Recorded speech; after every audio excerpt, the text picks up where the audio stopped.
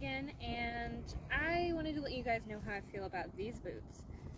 Just based off how they look, I absolutely love them. I would wear these every day, except for the inside. It has like a mesh material, kind of like, you know, what the shorts are made of, but it's peeling away from the leather, so it feels like I constantly have sand in my toes.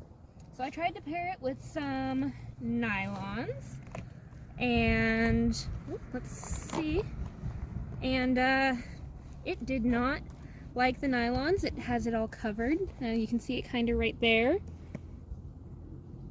So it needs some TLC. If it wasn't for that and that mesh material that's trying to protect it, I'd be in love with these boots. Hi guys, please don't forget to like and subscribe at Legendary Boots, and also go check out Bootiful.com. And I'm curious to know your opinion. Would you guys wear these boots?